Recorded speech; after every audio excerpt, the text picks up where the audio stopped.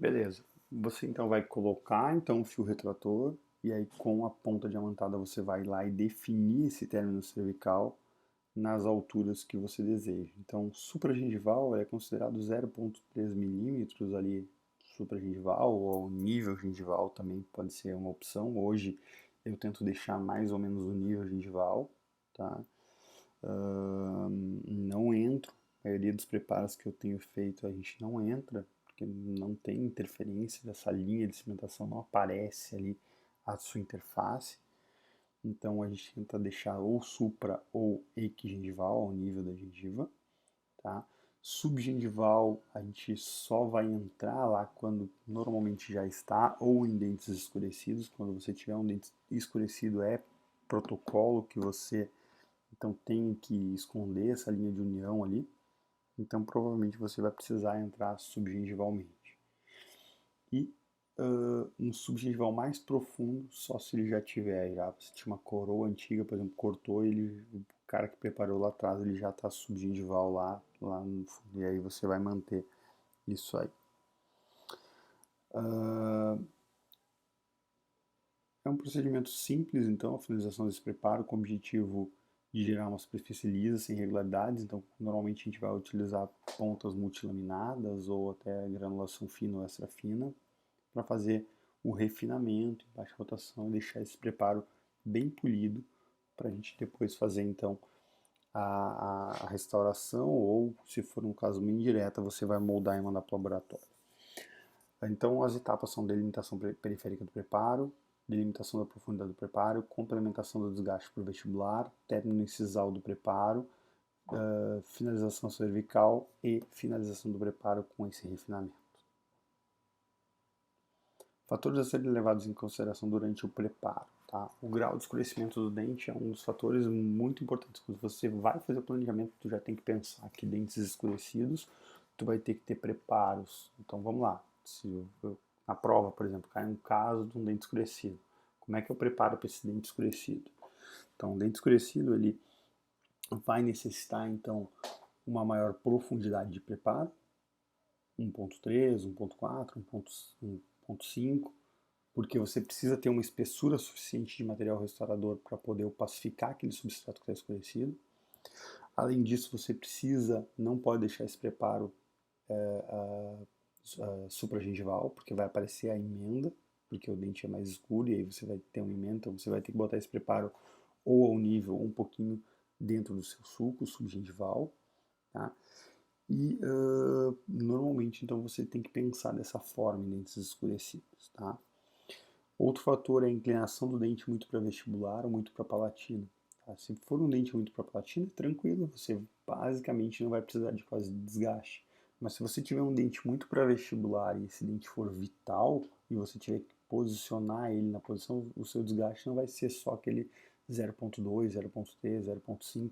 Você vai ter que desgastar até ele chegar na posição dos outros dentes e depois você tem que ter uma espessura que seria lá, sei lá, 0.7 ali, que é uma faceta normal, a mais do que aquele desgaste que você já fez antes para botar ele na posição. Então,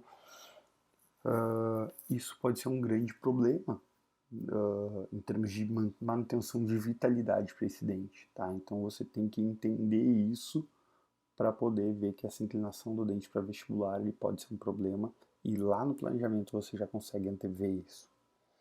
O tipo de dente e localização na arcada, isso também vai gerar então a consideração, o tipo de preparo, como você vai preparar esse dente.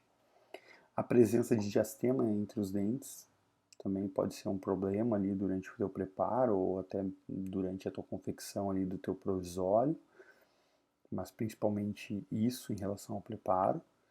Existência de apinhamento dental, então dentes apinhados você vai ter que romper ponto de contato, tentar determinar ali o tamanho de um dente e outro, a proporção entre um lateral e o outro lateral, e aí tu tinha um central sobre o outro central, tu tem que determinar esse teu, essa tua distribuição de proporção altura-largura dos dentes.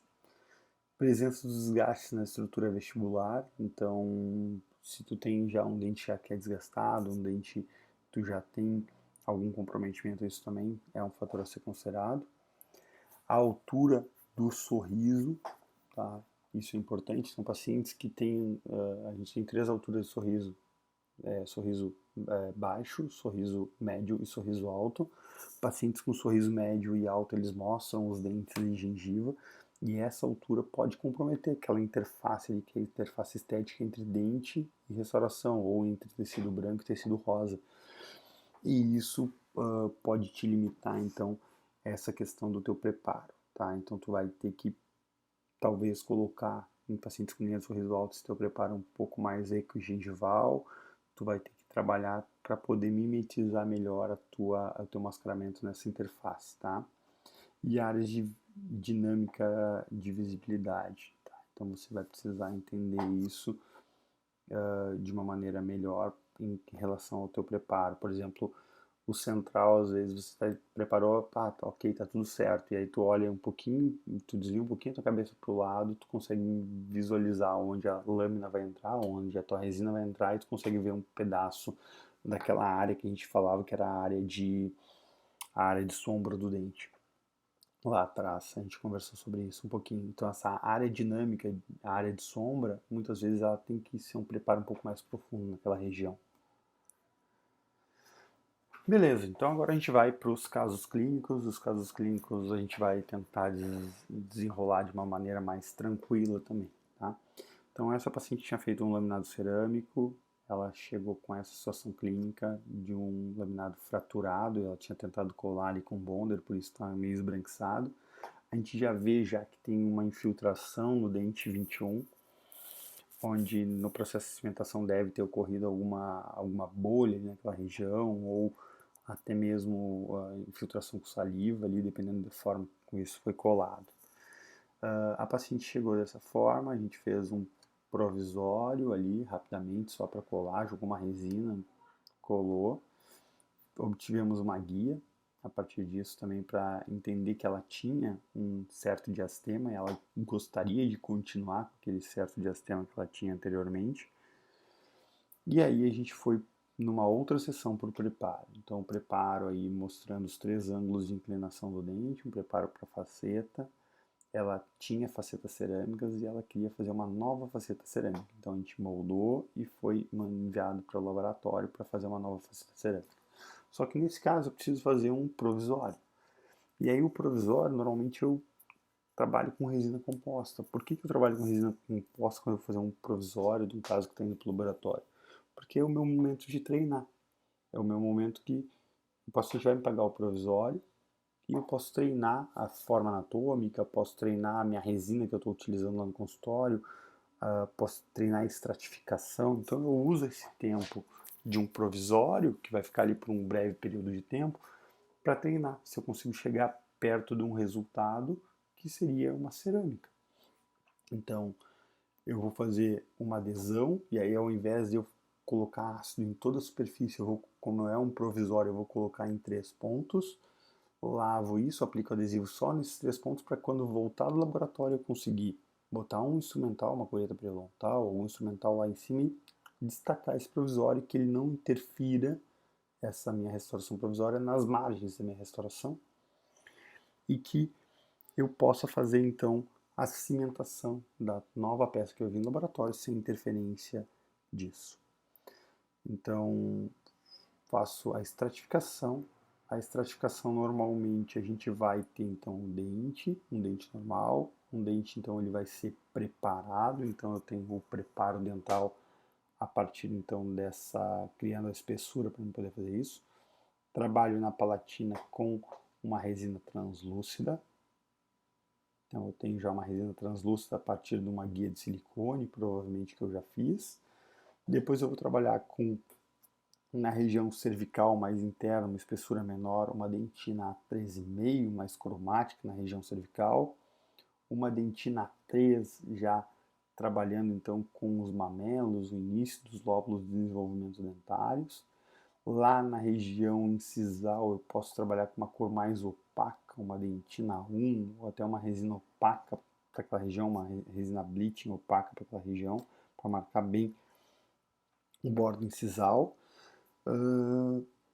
Depois a gente vai trabalhar com uma resina 2 sobre aquela 3 que eu tinha colocado que seria vermelha, agora laranja, eu coloco essa 2, então eu venho trabalhando numa estratificação e aí eu dou uma desenhada nos meus lóbulos e coloco uma resina translúcida para que quando eu colocar minha resina de esmalte eu consiga ver esses efeitos internos que eu fiz com as resinas mais internas. E por fim, então, a gente acaba recobrindo tudo com uma resina para esmalte, um esmalte de acordo com a cor do dente e previamente escolhido. Então, aqui então a gente jogou no provisório, eu utilizei uma resina A3, eu acho que era A2, A3 ali. Então, fiz uma camada mais interna, trabalhei lá para fazer uma adaptação desse provisório. Claro, se fosse uma definitiva, eu trabalharia melhor lá aquele término cervical. Eu vou deixar agora um espaço para quando eu jogar meu esmalte. Trabalhei com uma cor A2 aqui nos lóbulos e nos mamelos, fazendo 3 bolinhas e distribuindo essas bolinhas. E aí, com uma camada, eu acabei fazendo então uma camada superficial, acomodando naquela região cervical, deixando o diastema dela, e aí a gente vai trabalhar então no polimento, acabamento dessa região, e conseguimos então um resultado bastante satisfatório, definindo as áreas de espelho, as áreas de sombra do dente, com a translucidez do bordo incisal bem próximo daquilo que é a restauração de cerâmica que ela chegou. Tá? Então, agora vai para o laboratório. Eu também tenho, quando eu faço estratificação, eu também tenho como me comunicar com o laboratório, dizer, olha, eu acho que tem uma translucidez maior, eu acho que tem que utilizar uma cor mais, uma cor mais, mais intensa na região cervical, uma cor tal na região média. Então isso pode nos dar uma boa referência para a restauração que vai ser executada no final do tratamento.